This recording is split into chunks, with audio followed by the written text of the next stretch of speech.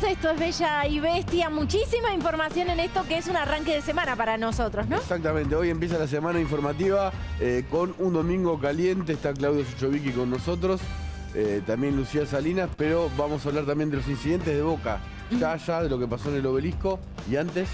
Y antes, por supuesto, vamos a estar hablando en minutos nada más. Fíjense las imágenes igual de lo de Boca, me quiero detener en eso porque, como bien decías vos, hay 7 detenidos. Fíjate vos, desmanes en el Obelisco. Todos podemos entender la pasión, en mi caso personal soy de Boca, pero esto, el vandalismo, los hechos de violencia, de destrozos.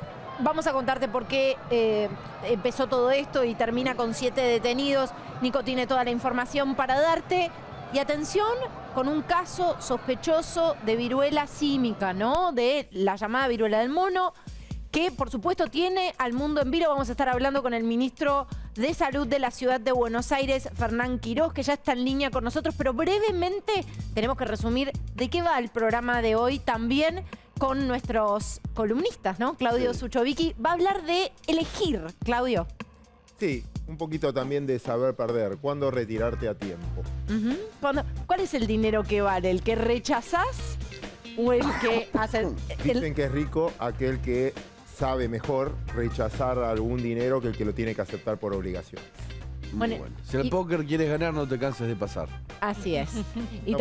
Y también, por supuesto, la tenemos a Lucía Salinas, nuestra dama patagónica, con el dato, Lu. ¿Cómo están? Muy buenas noches. Hoy les voy a hablar de las cooperativas de Mayra Mendoza, la intendente de Quilmes, pero también ahijada política de Cristina Kirchner.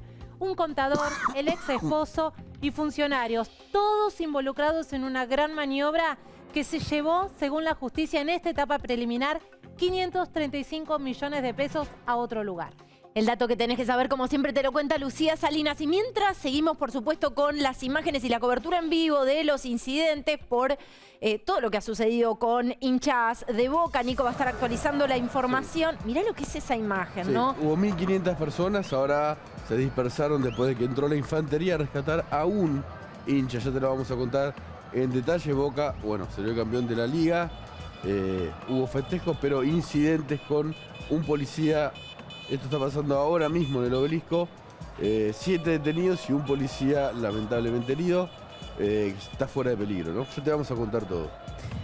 Bueno, y por supuesto otro de los temas del día tiene que ver con un caso en observación de lo que podría ser viruela símica, ¿no? La viruela del mono de la que hablábamos, ¿te acordás, Nico, días atrás? Con Luz Salinas también, con el doctor Debag.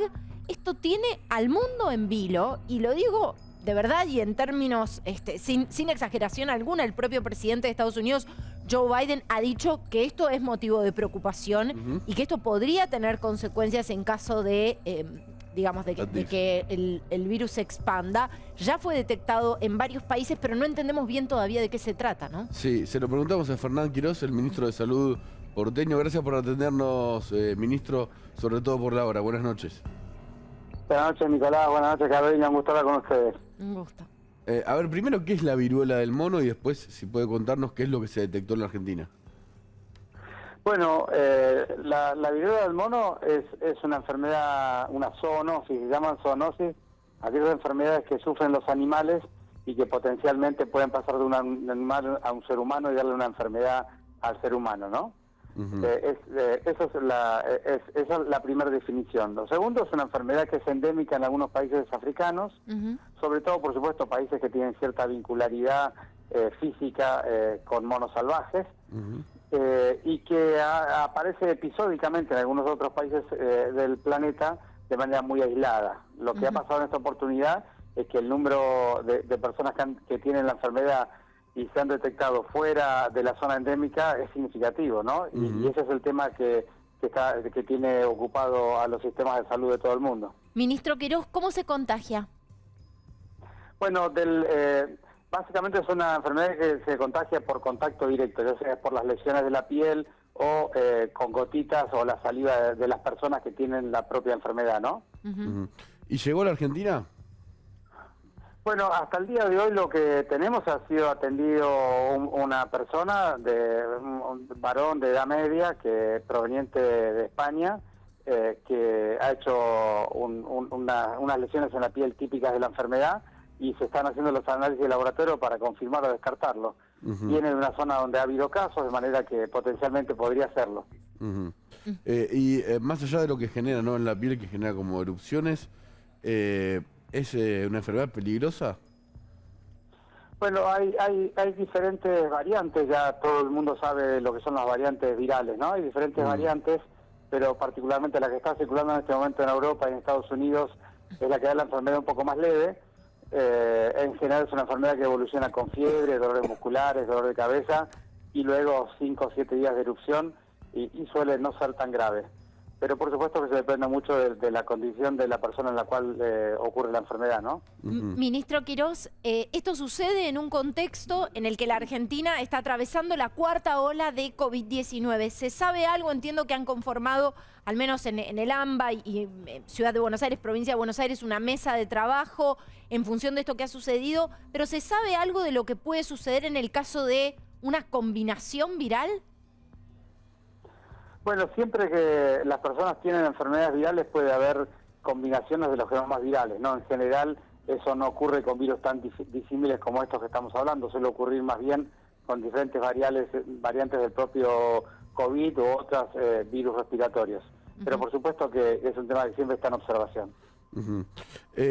A ver, llamó la atención las declaraciones, ¿no?, Joe Biden, el presidente de los Estados Unidos, diciendo que el mundo, palabras más, palabras menos, tenía que estar en alerta por este brote o supuesto brote de viruela del mono. ¿Por qué estas palabras? ¿Es para realmente alarmarse o no?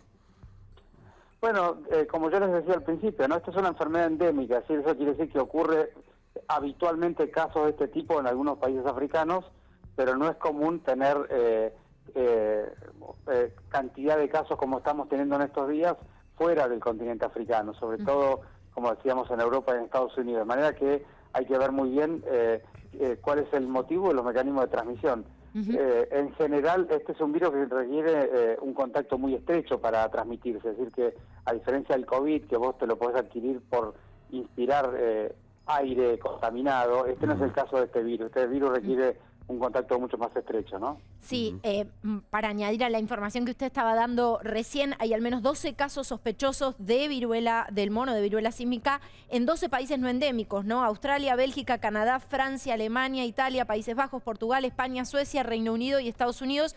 Y en caso de confirmarse el caso argentino, se sumaría a esa lista de países. Le pregunto, ¿hay alguna vacuna, alguna medicación que en los países donde es endémico se aplique? Bueno, hay cierta protección cruzada entre este virus símico, como bien comentaban ustedes, y el virus de la viruela humana. Así que todas aquellas personas que tienen más de 50 o 60 años han sido vacunados para la viruela de niños tienen una protección significativa. En general, el mayor riesgo son las personas que no se han vacunado, ¿no? Es una vacuna que se ha dejado de aplicar hace tiempo, porque el virus está radicado en el hombre. De todas maneras, déjame aclarar sobre lo que decía de los países. La pregunta no es de qué nacionalidad es la persona, sino en el lugar donde se contagia, ¿no? Exactamente. La enorme mayoría de las personas que han tenido la enfermedad han estado en lugares donde han tenido contactos estrechos con personas enfermas que han venido de los países endémicos. Así que al día de hoy el circuito o la cadena de contagios es relativamente clara. Hay alguna sospecha sobre algunos casos en Gran Bretaña que no tienen un contacto tan claro, pero la mayoría de ellos sí lo tienen. A ver, para no generar alarma, estamos ante una audiencia que estuvo viviendo, informándose sobre el COVID y todo lo que eso trajo como consecuencias. ¿Qué mensaje le daría a la sociedad, o por lo menos a la gente que está viendo, respecto a esto? Porque uno puede pensar, vino el COVID, vino tal vez la hepatitis aguda, ahora la viruela del mono. Bueno, acá hay un mensaje muy conceptual, Nico, y muy general, y es así. En la medida que los modelos productivos del ser humano van disminuyendo los hábitats naturales de los animales silvestres, y los animales silvestres tienen menos hábitat natural y por lo tanto están más en contacto con la humanidad, las zoonosis van apareciendo cada vez más frecuentemente. Pues hay una cuestión acá que hay que tener bien presente, y es: tenemos que cuidar el hábitat natural de todas las especies. Y eso es parte del equilibrio del ecosistema del globo terráqueo. Eso es un primer gran mensaje. El segundo, por supuesto, iremos cuidándonos e interpretando cada una de estas situaciones y sabiendo cómo cuidarnos. Mientras las zoonosis son el contagio del animal al ser humano, en general son enfermedades que tienen cierto nivel de manejo, de gestión. El tema es cuando alguna de esos gérmenes, virus o bacterias que pasan de los animales al hombre empiezan a contagiarse entre los hombres, como logró el COVID, ¿no? El contagio interhumano. Pero de todas maneras, como concepto general tenemos que poner una alerta sobre los modelos productivos, sobre todo el cuidado del medio ambiente, algo que ya todo el mundo discute, pero también desde la mirada de que los animales salvajes y silvestres tienen que tener un hábitat donde pueden desarrollarse, y ese hábitat no puede estar en contacto estrecho con la vida de los seres humanos. Y trayendo ahora el tema COVID, bueno, de vuelta a una cuarta ola, hay mucha gente que se está contagiando. Las medidas son las de siempre, ¿no? Barbijo. Sí, sí, nosotros seguimos insistiendo mucho, sobre todo con estos fríos, que estamos todos mucho más encerrados, mucho más adentro. El uso del barbijo en los interiores, cuando vos estás en lugares cerrados o mal ventilados o de poco volumen de aire o con mucha gente durante mucho tiempo, el uso del barbijo todas las veces que podamos es un mensaje muy importante, y luego, por supuesto, completar los esquemas de vacunación, cada uno en el esquema que le corresponde, ¿no? Esas son las dos grandes medidas. Sabemos que estamos cruzando una ola de COVID nuevamente, también sabemos que esta ola de COVID es una ola de casos mucho más leves y que no se va a acompañar de manera significativa con olas de internaciones en terapia intensiva y de muertos, porque el grado de vacunación de la sociedad, sobre todo la porteña, es muy, muy alto.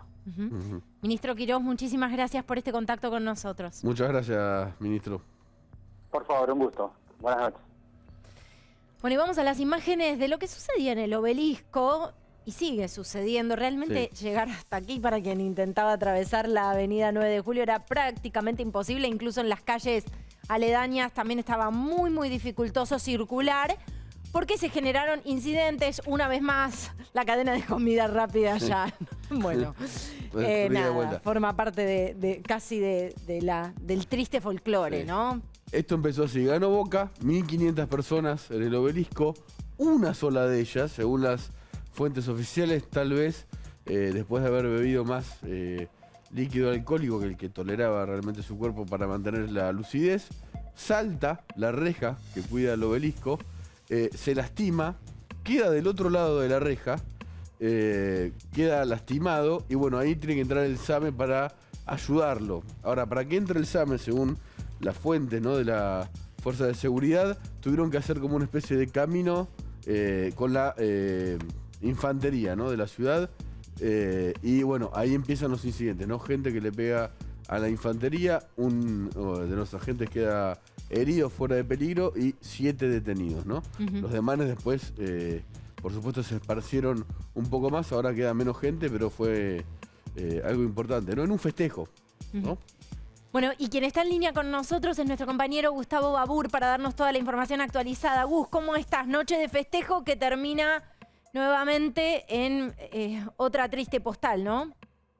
Exactamente, buenas noches, Caro, Nico. Es así, después de 3 horas más o menos de comenzados los festejos en el Obelisco para los hinchas de Boca, se producen estos incidentes que, como bien Nico contaba, todo empezó con un hincha de Boca que se cae en el vallado perimetral del Obelisco, que se lesiona, sufre una herida, lo intentan intentan una ambulancia entrar al lugar, y custodia, como no puede entrarla, empiezan a custodiar esa misma imagen que estamos viendo de un cordón policial. En ese caso protegía a otro vehículo de la Policía Federal. Bueno, lo mismo intentó hacer con la ambulancia, un momento en el cual un grupo muy minoritario, porque había cerca de 2.000 personas, o más, me atrevería a decir, en un momento en el Obelisco, le empieza a arrojar cosas, en su mayoría eran botellas, y ahí se producen los incidentes, todo por ir a rescatar a un hincha de Boca que se había caído. Estos incidentes que terminan con 7 detenidos y también, lamentablemente, con 2 policías heridos. Claro. La paradoja es que iban a justamente ayudar a un hincha que estaba supuestamente alcoholizado del otro lado de la reja del Obelisco con la cara cortada, y los propios hinchas de Boca bueno, intentan, no sé, lesionar a la infantería que quería ayudar a otro Geneise. Sí, la verdad, lamentable. Como siempre, todos los incidentes que se producen, no solo con hinchas de Boca, sino con cualquier club que festeja en el Obelisco. Nosotros estábamos en el postpartido, en el piso, y me acuerdo que le comenté a Dexter, a Fede Di Mayer, y le dije, él me decía, mira, se ve mucha familia, y es cierto, se veía mucha familia, y digo, mira, generalmente empieza con mucha familia, o mucho, a ver, en este caso estábamos viendo una madre que estaba con 4 hijos, o una abuela que vino con sus nietos, yo le digo, mira, empieza así, y después, sobre el final de la noche, generalmente a las 2, 3 horas, se produce el incidente, porque son tanta la cantidad de personas, siempre hay algún rezagado que... ¿Cómo? Algún rezagado con... Sí, totalmente. O pasado ánimo. de alcohol, que generalmente ante una mínima provocación o mínima desencuentro, falta de comunicación, o por sí solo agreden a un personal policial, o mismo hay veces cuando la personal policial que está ahí, son más de 100 efectivos que fueron dispuestos ahí para controlar posibles incidentes. No es que es algo extraordinario que haya tantos efectivos ahí, sino que estaban conscientes de que Boca podía salir campeón y fue bien preparado un operativo policial para esto. Sí. Ahora, uno se pregunta, ¿no? Porque nosotros hablamos todo el tiempo, Gus, de la seguridad como una preocupación central de la gente. Y uno ve, después de un partido de fútbol que debiera ser, y lo digo como hincha de Boca, motivo de celebración, que hay que disponer de personal policial que no está cumpliendo otras funciones que forman parte de las preocupaciones centrales de la gente, que es darle seguridad, en este caso a los vecinos de la ciudad de Buenos Aires, porque está tratando de contener a un grupo de violentos, que son los violentos de siempre, que... bueno, esto corre por cuenta mía, Gus, y vos, por supuesto, sabés mejor cómo funciona, pero los clubes también tienen identificadas a muchas de estas personas que son las que causan desmanes una y otra vez, los que muchas veces tienen prohibida la entrada a los estadios. ¿Qué es lo que pasa que siempre nos encontramos con estas postales tan tristes en lo que podría ser motivo de celebración para muchísima gente? Sí, es así como decís. Lo cierto es que es muy complicado. Yo creo que en esta situación, por más que en Argentina pasa en todos los festejos en el Obelisco, hablabas de la cadena de comidas rápidas, y es así, es como parece un chiste, pero es así, en todos los festejos, y muy probablemente en el próximo festejo, sea Boca, River o el que sea que festeje en el Obelisco, vuelva a pasar. Vos decís, pero ¿cómo? No se puede, pero y es muy complicado, porque son miles de personas. Se puede de alguna manera, quizás me surge decir, he estado en muchos de esos festejos, entonces quizás vos de alguna manera, controlando con varios anillos de seguridad el consumo de alcohol, podés evitar que se den este tipo de situaciones, pero es muy difícil, porque ahí tenés que poner muchísima más plata para contener un posible incidente. Sí, y ya nos parece demasiado este cordón de protección con cientos de policías para una posibilidad en medio de un festejo. Repito que son policías que no están afectados a otras tareas. Y además, por ejemplo, garantizar la seguridad en distintos puntos de la ciudad de Buenos Aires para otros ciudadanos, ¿no? Y además de la infantería que, según fuente de la fuerza, están cansados, y a ver, es su trabajo y la verdad que esto es políticamente incorrecto, pero está bien que lo hagan.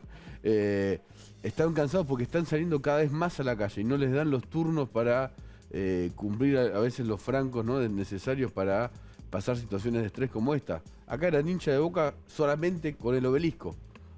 Alguien que bebió demasiado cruzó una reja, se cortó la cara, lo quieren ir a rescatar, ¿no?, el SAME, no se puede, lo ayuda la infantería, le pegan a la infantería. Recién estábamos viendo cómo la infantería, con un movimiento casi de ejército romano, debe ser una táctica, avanza para cuando hay un detenido en la calle, que queda atrás, ¿no?, de los escudos, y se lo llevan preso, ¿no? Ahí estamos viendo también la infantería que está corriendo.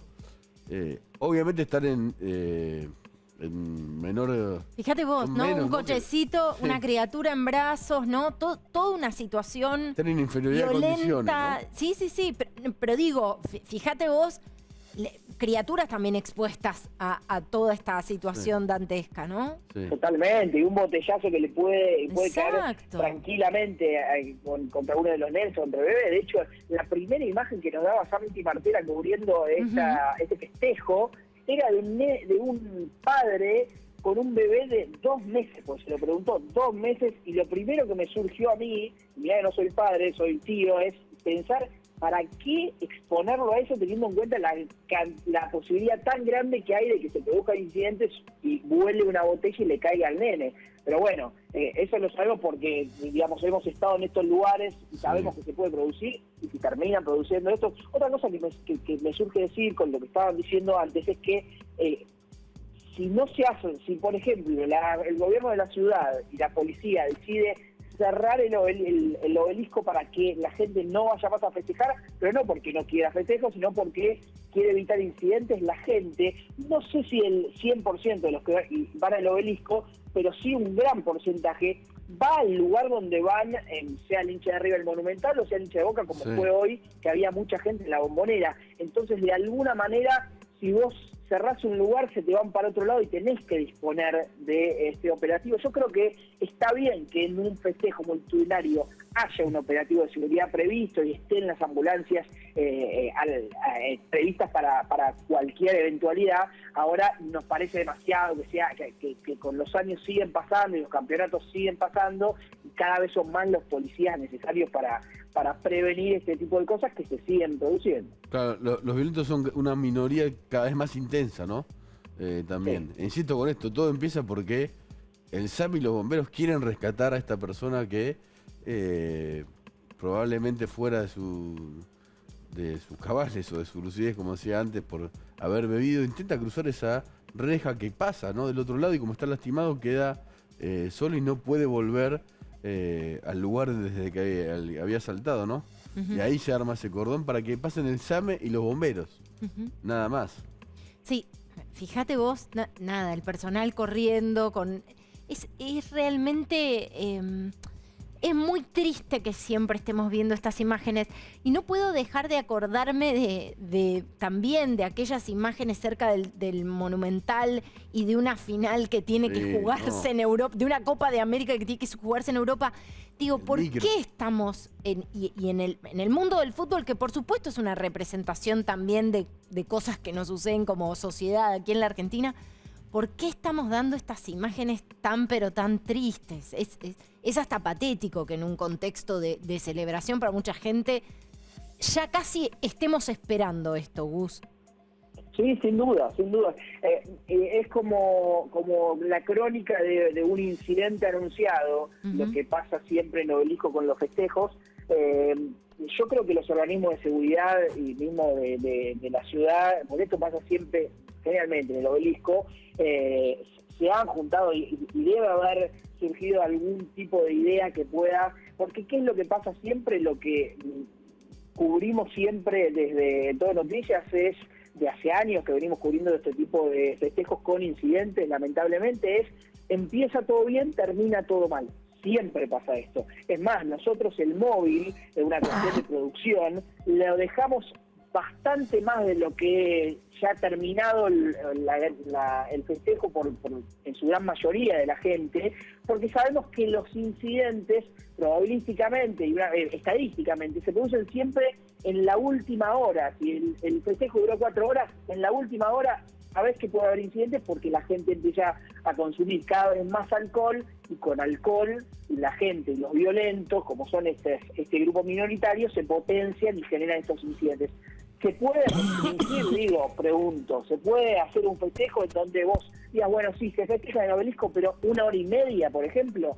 Se puede, pero también me imagino en el momento que vos le tengas que decir a toda esa gente, bueno, hasta acá es donde se va a volver a generar incidentes, porque alcanza con que 1, 2 o 5 tiren botellas contra la policía, que se empieza a potenciar al resto de la gente.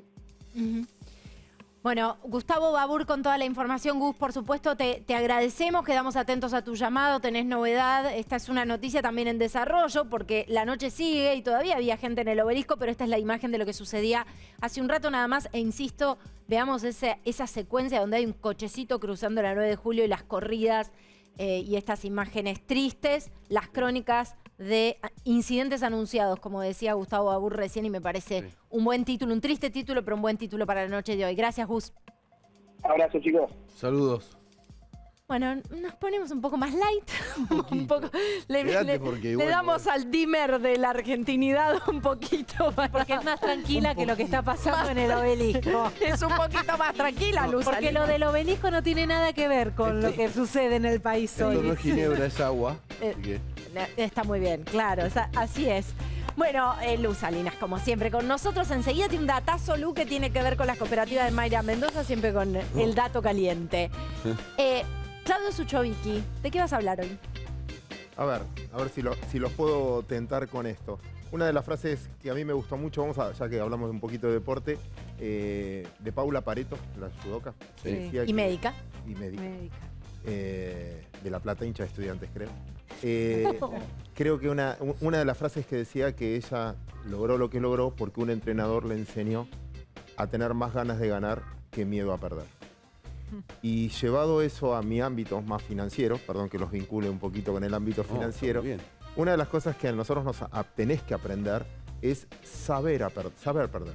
Claro. Muchas veces, en el término financiero, es cuando te das cuenta que algo era un máximo. 6 meses después. ¿Y qué decís? Y cuando vuelvo acá vendo, ya está. En latín sería quedás empomado por mucho tiempo. Y después es, ¿cuándo te das cuenta que algo era un mínimo? 6 meses después. ¿Y qué decís? Cuando vuelvo acá, cuando el dólar vuelva a 10, compro. No, ya está, te quedaste afuera. Entonces, saber determinar los momentos, el timing. Cuándo en una profesión retirarte a tiempo, cuándo en un negocio decir, porque es muy humano y muy nuestro y muy de argentino, aguantar una pérdida. ¿Me está yendo mal? No, espero. Y decís, pará. En la ruleta, por ejemplo. ¿Cuándo te vas de la ruleta? Yo te estaba llevando y me estás llevando a la Claro, timba. pero Yo eso- No, ¿cómo le gusta la timba guiñá? No, ¿O no? No, bueno, saber Sí, retirarte a tiempo. Y siempre encontré un cuento que es de Nassim Taleb, que él decía, vamos a suponer que ustedes, bueno, yo no, pero un 24 de diciembre le hacen un reportaje a un pavo, esos que se comen en Navidad. Sí. Y le pregunta, señor pavo, ¿cómo se siente? Y el pavo dice, genial, la vida es fantástica. Los chicos me cantan, me decoran, me dan de comer, todo el mundo me quiere. La vida es fantástica. Sí. Al otro día, el 25 de diciembre, encontrarlo al pavo para hacerle un reportaje. Entonces, en ese cuento es, ¿sabes retirarte en un buen momento o te retiran a vos?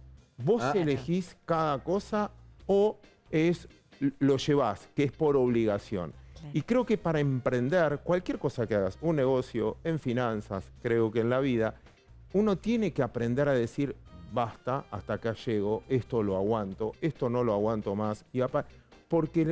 Y cierro, en finanzas aprendí que la vida, como en los mercados, es un promedio. Cuando te está yendo muy bien,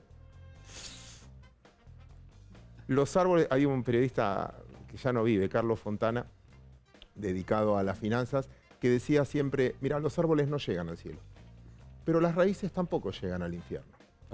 Entonces, cuando te está yendo muy mal, afloja un poquito, espera, pisá la pelota, porque todo es un promedio.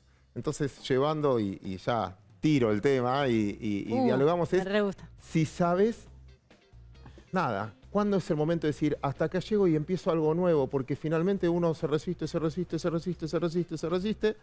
y perdés la oportunidad de haber cambiado. Doblo nada. Bella y Bestia TN es el hashtag, se me ocurre esta consigna, ¿de dónde te hubiera gustado irte a tiempo? Vale pareja, vale todo, ¿eh? Porque viste que uno te dice, ¿y si me hubiera retirado? Hubiéramos evitado Pero algún lo vamos a portazo, poner ¿no? a Sucho a responder, ¿eh? ¿De dónde te hubiera gustado la irte a tiempo? clínica de Sucho. La clínica de Sucho, ¿de dónde te hubiera gustado irte a tiempo? Bueno, yo lo ligo a las finanzas, muchas veces todavía. Tengo activos que digo, ¿y por qué no vendí? ¿Y por qué fui tan fiel a esa? Y siempre me critico en un punto que decía, uno de los principales errores que puede cometer un carpintero es enamorarse del martillo, enamorarse de la herramienta. Entonces, cuando uno, y a mí me pasó muchas veces, confundir la herramienta con mi objetivo. Entonces, a veces una decisión financiera, una elección de portafolio, una elección de negocio, es solo un medio, es solo un método, es algo para lograr un objetivo. Y cuando vos cambiás y ponés de objetivo el negocio, la inversión o lo que fuera, corres lo mismo. Es un problema cuando el carpintero se enamora de sus herramientas. Sí. Ujú. ¿Se te puede ir la cabeza en eso como la ira? A ver, ¿Cuántas veces hiciste cosas solo por ego? Por decir, por no darla... No, yo Mira, Por tener razón. por tener razón. Mira, una vez... Sí, no soy campeón porque los mundial de- periodistas no tenemos ego. No soy campeón mundial de yo-yo. Bueno, a ustedes no les- No es un tema para los periodistas. pero no les soy pasó campeón mu- mundial de yo-yo. ¿No les pasó muchas veces Soy que- campeón argentino de yo-yo. Mundial no. Regional, latinoamericano. ¿Cómo es la maca? Todo. a veces nosotros discutimos solo para tener razón? Sí. No para llegar al éxito, no para corregir, sino, viste, te dije. Bueno, ¿y qué tal? Me lo dijiste, ¿y qué cambiaste? ¿O qué?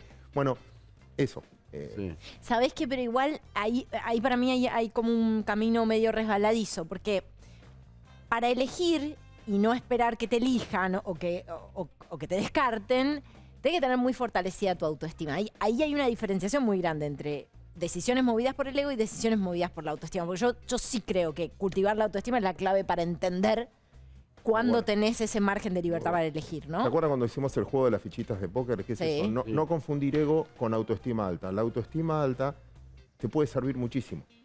Sobre todo para emprender y para hacer. El ego no. El ego te puede llegar a confundir, pero... ¿Cómo construís autoestima en una Argentina cada vez más devaluada? En valores, en oportunidades, que excluye, que no aplica la misma vara para todos, que no genera posibilidades. Que es lo que vas a hablar ahora, afana y no pasa nada. Bueno, también. Que O también se arregla con plata. O se arregla con plata. Bueno, Sí. y creo que describe, mira, ustedes están mostrando las escenas y se preguntaban, ¿no? Al principio. Yo estaba tratando de googlear simplemente porque no me acordaba que hace 177 años Sarmiento escribió Facundo, Civilización y Barbarie. Y suponete que vuelve hoy y diga, ganó la barbarie. es Recontra, perdimos Nico una Fantino. batalla y pasaron 177 años y ¿dónde está la educación, la cultura, el respeto por el otro? Bueno, es parte de eso, ¿no? Ujú. Ujú. Ahora hay variables donde vos te metés a jugar, digámoslo, ¿no? Entre comillas, donde juega el azar, ¿no? Donde puedes jugar el azar, y otras donde no, ¿no? Uno, a ver, no es que estoy poniendo un ejemplo personal, pero muchas veces uno agarra trabajos y chocas contra la pared, ¿no? Por no decir que no, algunas cosas, y tenés mucha suerte, ¿no? Y después, no sé, el mundo de las finanzas o la ruleta o lo que sea tiene que ver más con otras cuestiones que no tienen que ver con uno mismo, ¿no? Sí, el de las finanzas te lo voy a discutir igual. No es tanto azar como vos crees, sino hay una decisión atrás. Pero hay un poco.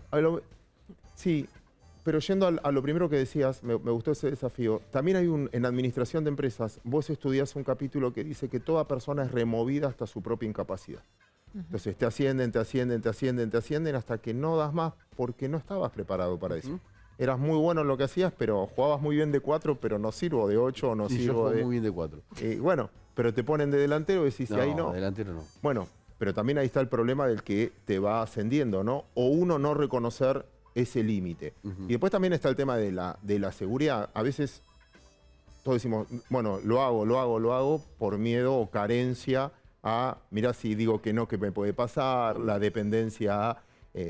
y ahí sí, te tomo que no todos pueden elegir y muchas veces tenés que hacer porque no te queda otra. También hay algo, y retomo un poco lo que decía Lu, de la Argentina, que puede hasta ser cultural, ¿no? La sensación de que no tenemos mucho margen para elegir nuestra vida porque lo que hay afuera es un abismo frío, es gélido, es un páramo gélido, ¿no? En cuanto a la perspectiva de elección, ¿no? Eso es difícil, ¿no? Pero fíjate que si vos vas a cualquier lugar del mundo, un argentino, la mayoría de los argentinos le va bien. En la mayoría de los casos a los argentinos le va bien. Entonces es cómo actuamos en cultura. Claro. Y culturalmente acá el contexto... Pero ojo, ahí me estás hablando de un horizonte lejos de Del casa. No, por eso diciendo que No. quizás estamos preparados para sortear las volatilidades. Fíjate, ¿por qué es cultural? Fíjate que hubo empresas alemanas de primer nivel que cuando vinieron a Argentina terminaron coimeando. Entonces, culturalmente no lo hacen en Alemania, pero sí lo terminaron haciendo acá. Y nosotros afuera quizás nos portamos... También hay un contexto cultural, decís, bueno, Y acá se maneja zigzag. Y acá se maneja zigzag. Bueno, Si pero no, justamente me parece que retomo, digo, justamente eso del contexto es a veces el primer impedimento para que las personas o un gran grupo de ciudadanos sientan que tienen la posibilidad de elegir, que pueden irse a tiempo de un trabajo sabiendo que van a poder conseguir otro, sabiendo que hay opciones en el mercado, que no les van a cambiar las reglas de juego día a día, semana a semana, mes a mes. Me parece que hay un contexto que es un poco desfavorable también al momento de sentirse tan libres de poder cambiar o de tener un abanico de posibilidades más amplio. te lo tomo, te replico, pero a veces no tomás la decisión a tiempo y seguís, igual te va a pasar. O sea, y después cuando te pasa peor. mucho más grande y con mucho menos posibilidad de revancha. Porque ese contexto es hostil a los 20, a los 30, a los 40, claro. pero mucho más allá de los 55, 60 años. Que a diferencia de otros lados, donde la gente quiere llegar a grande. No sé, en las religiones, muchos te enseñaban, bueno, el patriarca, el que llega porque acumula experiencia. Entonces uno quiere llegar a viejo porque te valora más la sociedad. Y acá vos haces lo posible para no, porque la sociedad te valora menos. Ahora, Mira, yo me quedo un montón pensando en los Sucho Tips para la vida después. Acuérdense que el Bella y Bestia TN de hoy es de dónde te hubiera gustado irte a tiempo, ¿no? No para regocijarnos en los arrepentimientos, pero porque está bueno a veces entender de las experiencias. No, pero está bueno entender de las experiencias para no repetirlas. Pero yo el otro día conecté una frase tuya con una obra de teatro que a mí me gusta mucho, que es El violinista del tejado. Vos decís, no hay peor dolor que el tolerable. Porque uno es una frase de Keynes, me enseñó de Pablo, que es eso. No hay peor dolor que el soportable. Que el soportable. Y me acordé que en El violinista del tejado en un momento el personaje principal dice, es que si me sigo doblando me voy a quebrar. Hay algo en el mecanismo de adaptación que es muy virtuoso, pero que termina siendo nuestra propia trampa, porque termina encerrándonos en la frustración, que por supuesto pega el golpe final cuando ya no tenemos con qué defendernos, ¿no? Es algo de eso lo que decís. Es eso. No tengo más para agregar ahí o para replicar ahí. Sí, tratando de vincular al televidente, es eso, es ser el dueño de tus decisiones. ahora, Aunque sean dolorosas, pero ser el dueño de tus decisiones. Yo siempre, no soy psicólogo ni nada de eso, me dedico a las finanzas. Y en las finanzas es impresionante si uno lo puede enseñar cuando los desafío. Dentro de una semana o 2 semanas. Empecemos a pensar en el aguinaldo. Y digamos, ¿Se viene? en junio. ¿Cuánto? Ya lo tienen gastado. Ya lo tienen gastado. Pero, no lo tenés ni pensado. pero bueno, pero diciendo, bueno, empecemos a discutir esto. Diciendo, bueno, quiero tomar yo la decisión ahora qué voy a hacer con esto y no que me apure el momento. ¿Cuándo tengo que tomar la decisión? ¿Para qué sirve el ahorro, la previsión, la planificación? No la tengo que tomar el día que me llega, sino es ir preparándome de ahora para tomar esa decisión. Y eso es manejar o tratar de manejar el timing en las tomas de decisiones. Si vos tomás la decisión sobre la marcha, se me rompió, bueno, y no tengo cómo arreglarlo, y siempre, que es bien argentino, ¿no? Es, me pasó el problema y ahí resuelvo, y no anticiparme. Habla de uno también, o sea, yo creo que uno lo que tiene que hacer, y en finanzas lo hacemos, o tratamos de hacerlo, es, bueno, ¿qué puede pasar? Alternativa B, ¿qué probabilidad de ocurrencia? Alternativa 2, ¿qué probabilidad de ocurrencia? ¿Cómo hago si me pasa A? ¿Qué me Llegás a la pasa? alternativa Z. ¿No? A donde puedas, pero ¿qué tenés que hacer vos en eso? Ahora, porque ahora vos estás frío para decidir. En el momento no vas a poder decidir. Claro. Ahora te lo doy vuelta completamente. Para saber perder es porque está ganando, ¿no? ¿Qué pasa cuando estás perdiendo todo el tiempo? No, saber perder es cuando estás perdiendo y decís, hasta acá. A ver, vamos a atar algo, Dale. voy a mezclar un tema. ¿Se acuerdan que uno de los temas que discutíamos es esto de ser propietario y lo que Sí. Imagínate que yo vivo en un terreno, en un lugar donde se inunda. Y me quiero ir, pero lo único que tengo es ese terreno. Como se inunda, nadie me lo paga. Como nadie me lo paga, no me puedo ir. Como no me puedo ir, Me inundo. entonces quedé rehén de lo que yo creía que era un activo. Hay un cuento que está dando vuelta, que el tipo que vivía de la vaca y el día que no tuvo más la vaca, recién ahí se hizo un hotel y empezó a crecer. Bueno, un cuento que todo el mundo habrá conocido, habrá llegado. Es que a veces te aferrás a cosas que te están haciendo perder. Y uno tiene que pensar, si yo Son tengo que mentales. recuperar, ¿con qué? Y te lo digo también, perdón que use el idioma financiero. No. Yo compré este activo y estoy perdiendo. Yo tengo que pensar, ¿cómo recupero antes? Si es teniendo el mismo activo y esperando, o digo, lo poco que tengo lo pongo en otro lado para, bueno, el coraje para decir, vendo perdiendo, pero no es solo en finanzas, ¿no? O sea, tengo un negocio, no vendo, ¿hasta cuánto? Y lo poco que me queda ahí, no, pero ya me puse acá y ya lo tengo, ¿y hasta cuándo? Sí. Hay una frase en latín que dice audaces fortuna iubat. La fortuna ayuda a los audaces, ¿no? Estás ahí, cuando te animás, tal vez te ayuda la suerte. Y ahora te digo algo de más viejo. Si yo evalúo, y creo que lo veo con mis amigos también, con el tiempo se van a arrepentir más de las decisiones que no tomaron que las que tomaron y salieron mal. Porque el tiempo no va para atrás. Entonces vos decís, ¿por qué no hice eso? ¿Y por qué no fui a ese? Y no, ¿por qué no? Y después ya está. O sea, no lo hice. Hay un costo de oportunidad por las cosas que haces, pero hay un costo de oportunidad más grande por las cosas que no hiciste. Que no te animaste a hacer. Sí. Es que las cosas que no hiciste además te devuelven una imagen de vos mismo. Epa. Que es, claro, viste, hoy, mira, hoy, bueno, estoy conectando cosas, hoy estoy como conectada en asociación libre. Es de noche y me viene la asociación libre de noche. Nunca hicimos un programa de noche. No, es verdad, sí, siempre hacemos un programa de noche, pero digo, me viene la asociación libre.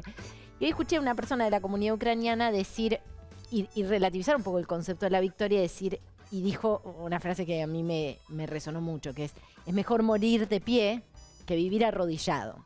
Entonces hay algo de esto, de que el animarte y el dar un salto hacia adelante, un salto hacia lo extraordinario, te devuelve una imagen de vos mismo, que le devuelve sentido a tu vida, mucho más que la cobardía de no hacer por miedo a perder, ¿no? Sin duda.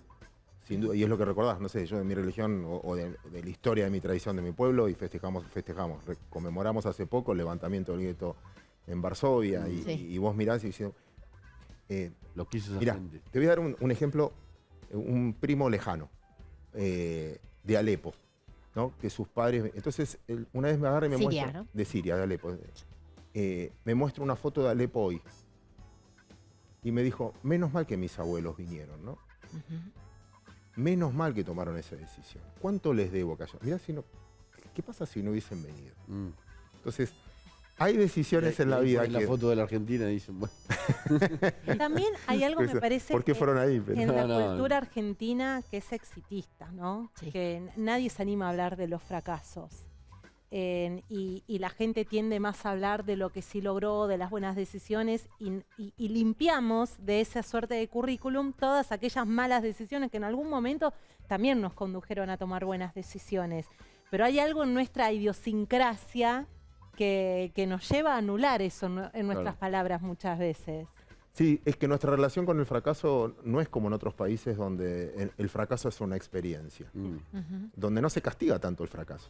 De hecho, en el famoso estás despedido en Estados Unidos no es un drama. O sea, está bien, es lo que decías vos antes, ¿no? Tienen un contexto, consiguen trabajo enseguida. Pero acá, y en el rubro, yo todavía no me siento parte, pero en el rubro de ustedes, el fracaso Vos ya sos periodista. paga el doble, o sea, el castigo es el doble que un buen acierto, ¿no? Sí. La Nata siempre dice, Lo iba animate a citar. fracasar. Lo iba a citar porque la Nata fue una persona que a mí me aconsejó para tomar un trabajo que yo no estaba muy segura de Sí. tomar. Y él me dijo, ¿qué es lo peor que te puede pasar? ¿Que te vaya mal? No te pasa vas, nada. te vas y haces otra cosa, porque Sí. tenés el bagaje, porque sos periodista. Yo fracasé 1000 veces. Y lo decía con una libertad. Me dice, ¿sabes la cantidad de plata que yo perdí? Me dijo Jorge. Y él, Saber perder. con todo lo que representa para nosotros en el periodismo, lo primero que dijo, esa es la cantidad de plata que yo perdí, lo que yo fracasé, como el Sí, la animate a frase es, fracasar. animate a fracasar. Si no haces lo que querés, hay una... Perdón por citar de vuelta, pero es de noche. William Blake decía en los Proverbios del Infierno, más vale matar a un bebé en su cuna, imagínense una escena más aberrante, que seguir alimentando un deseo no cumplido. O sea, querer hacer algo y no hacerlo. O sea, más vale matar a un bebé en su cuna que seguir alimentando un deseo no cumplido. Y la Nata dice eso, es un consejo que Una vez para- transmitimos. Animate a fracasar. O sea, animate a salir de la zona de confort. Si fracasás, bueno, fracasaste. Sí, Cuen- pero perdóname, pero además también, Sucho, no estamos demasiado habituados a ver instantáneamente la resolución de éxito o fracaso? Porque en el tiempo del famoso discurso de conectar los puntos de Steve Jobs, en el tiempo hay mucho fracaso en lo inmediato, que en el tiempo es el golazo más grande de tu vida. Digo, Contalo el video, el discurso. bueno, él da un discurso en la Universidad de Stanford, un discurso de graduación. Ustedes saben que los americanos tienen como esta tradición de llamar a lo que se conoce como un commencement speaker, un orador principal para las graduaciones de las universidades, ¿no? Está en la prestigiosa Universidad de Stanford. Y él cuenta y conecta todos los puntos, algunos puntos terribles de su vida, como haber sido echado de la compañía que creó. O sea, una historia increíble. Y cómo la facultad le fue mal, pero él hizo determinadas materias que después lo ayudaron a hacer Apple, ¿no? Sí. Véanlo, está en YouTube, si quien no lo vio. Sí. Una vez, tratando de buscar la conclusión, leí un cuento que me sirvió para una nota, es cortito, no se preocupen, que era un tipo cumpleaños, no sé, 12 de la noche del otro día, era su cumpleaños. Llega a la casa a las 11 de la noche y dice, no, me queda una hora más de mi cumpleaños, voy a festejar. Y va al casino. Entonces, tenía un billete de 20 pesos y pone los 20 pesos en rojo, sale rojo. Pone los 40 pesos en rojo, sale rojo. Y así hasta ganaba, ya tenía como 500.000 pesos, 12 menos un minuto, bueno, me voy. No, tengo un minuto más. Y pone los 500.000 pesos en rojo. Y salió negro. Sale negro. Llega a la casa, la mujer. ¿Cómo la pasaste en tu cumpleaños? Genial. Vos sabés que me quedaba una hora y la última hora fui al casino y perdí solo 20 pesos. Y todos estamos pensando que el tipo perdió 500 lucas. Y el tipo, y yo, bueno, eso es saber perder. Decir, bueno, ¿cuánto? Perdí 20 pesos. Y disfruté una hora. Bueno, ¿es real o no es real? no sé, no. El cuento que lo usaba. No, digo, ¿perdiste 20 pesos o perdiste 500 lucas? Bueno, depende cómo lo encares.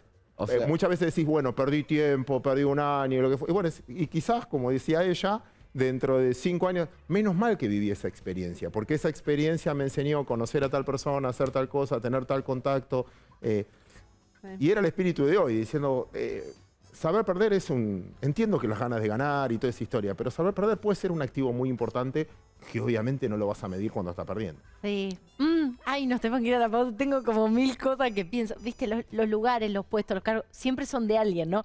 No se puede perder lo que nunca fue tuyo. También eso me parece que se desprende del cuento que traes.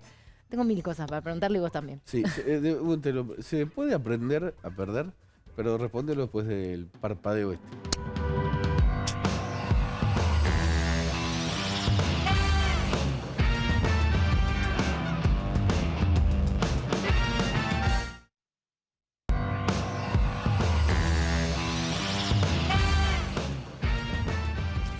Bueno, y quedó picando la pregunta de Wiñaski para Sucho. Enseguida viene el dato de Lucía Salinas, pero vamos con eso. ¿Se puede aprender a saber perder? Supongo que es por experiencia y es doloroso. Te pegas un par de palos y aprendiste. ¿No perdiste alguna vez? Uf. Mirá lo que tengo acá. Tantísimas veces. La historia de Perdí más Creo que tengo veces de acá. las que gané, I'm a loser, definitivamente. baby. Y están acá. En algún momento reaccionás. O sea, Esto sí, nada, es un deporte, ¿no? es peor la soberbia de creer que ganás siempre. Sí, seguro. Porque duele mucho más después. La soberbia lo vemos. El gobierno ganó las PASO, como todo el mundo sabe. ¿No? Bueno, Ganar perdiendo, perder ganando. Sí. Una semántica. Bueno, me encantó el saber perder de Sucho Vicky. Y atención con esto, tiembla todo, porque se viene el dato de Lucía Salinas sobre las cooperativas. Hablando de perder para los contribuyentes, ¿no? Sí, perder, algunos pierden Y otros los ganan contribuyentes y otros ganan. ¿De qué hablamos? De las cooperativas de Mayra Mendoza. Mayra Mendoza, la ahijada política de Cristina Kirchner. Sí. Exactamente. El municipio quizás el más camporista de todos. Es el más importante porque además es la única dirigente de la Cámpora que ganó un municipio del conurbano Exactamente. importante como... Estamos hablando del municipio de Quilmes. Hace un par de semanas el sitio El Disenso destapó una olla que era el desvío de fondos del municipio a un grupo de cooperativas. Este grupo de cooperativas, ¿a qué se dedicaba? A tareas de mantenimiento de espacios públicos verdes. Reacondicionamiento de plazas, limpieza de los espacios públicos, recolección de basuras, plantar un árbol, escribir un libro, bueno, un poco de todo eso. Banco, pintar un banco. Un poco de todo eso se dedicaban 4 cooperativas que se llevaron nada más ni nada menos que 535 millones de pesos de las arcas municipales. Parte de esos fondos provenían del Estado Nacional, de dinero que le mandaba la Casa Rosada a Mayra Mendoza. ¿Qué se sospecha?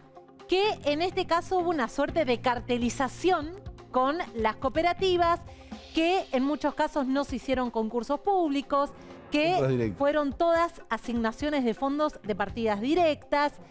Y al momento de meterse... El famoso dedazo limpio, ¿no? Exactamente. Y al momento de meterse como más adentro de estas cooperativas, empezaron a surgir algunos puntos de conexión. Porque de repente no eran 4 cooperativas que no se conocían entre sí. Algunos nombres se repetían. Y yo les quiero hablar de 3 nombres claves en toda esta gran estructura que le significa hoy a Mayra Mendoza tener 2 imputaciones por corrupción en la Justicia Federal de Quilmes, su propia tierra, y en Comodoro Pi. Y esta semana posiblemente reciba otra mala noticia. De esa no les voy a anticipar mucho más. Pero nos vas a contar todo en Bella y Bestia. Por supuesto. 3 nombres. Y los voy a mencionar y Nico Buñaski va a saber quiénes son. A ver. Sebastián Daer. Sí. ¿Quién es? La pareja de... El ex esposo de Mayra Mendoza, actual funcionario de la FIP. Sí. Tengan presente este nombre. No tiene nada que ver con Sebastián esto. Daer. No, te iba a decir. No, tiene que ver apellido... con el ex abogado. Sebastián Raspa. Sí. Ex secretario de Obras Públicas y Hábitat de Tierra de Hábitat de Quilmes y antes de Relaciones con la Comunidad. Exactamente. Y el nombre más importante, porque es el hilo conductor en todo este entramado, es un contador. Alejandro Escasori, perdón. Sí. Presten atención a este nombre porque hay una imputación que hace eje en él. ¿Por qué? Porque él es el creador de unas empresas radicadas en el exterior, donde se sospecha que todo este dinero que yo les estaba contando terminó yéndose. El dinero fugado ese que tanto decía Cristina Kirchner, que había que ir a buscarlo para pagarle al Fondo Monetario Internacional, podríamos empezar por ahí. Empecemos por ahí. Empecemos por casa. Espera, Lu, repetí la cifra. 535 millones de pesos, manejados solo por 4 cooperativas. ¿Todas con la misma dirección? Todas con la misma dirección. Con el mismo apoderado y el mismo director. Y además, con un funcionario que estaba de los 2 lados del mostrador, una cosa nunca vista, que yo te llame a licitación y que yo gane la licitación. Claro. No sé si les suena de algún lado eso. Pero este contador es clave, porque por un lado conforma estas sociedades offshore con este exfuncionario, pero después aparece con otras empresas, con el ex marido de Mayra Mendoza. Y con Mayra Mendoza. Y con Mayra Mendoza, en febrero de este año, crean una empresa dedicada al rubro gastronómico. Un mismo nombre, un mismo contador, varias empresas y todos estos nombres que yo les estoy contando, vinculados a ¿qué? Al presunto desvío de 535 millones de pesos, dinero de los contribuyentes, de un municipio ligado directamente a la cámpora. Muy bien, el dato de Lucía Salinas y en un parpadeo venimos con el cierre de este programa. Quédense.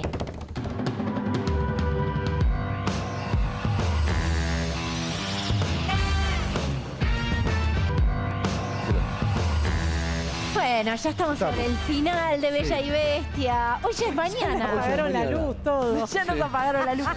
Hoy ya es mañana, Nico Buñaski. Y hoy va a haber muchos quilombos que te vamos a contar hoy. Por supuesto, en este programa, en esto que ha sido nuestro lunes, ya es lunes, pero este domingo de apertura de semana, porque la semana arranca en Bella y Bestia. Gracias, Luz Salinas. Gracias, Claudio Sucho, Vicky. Nos vemos mañana, hoy, a las 23. Sí.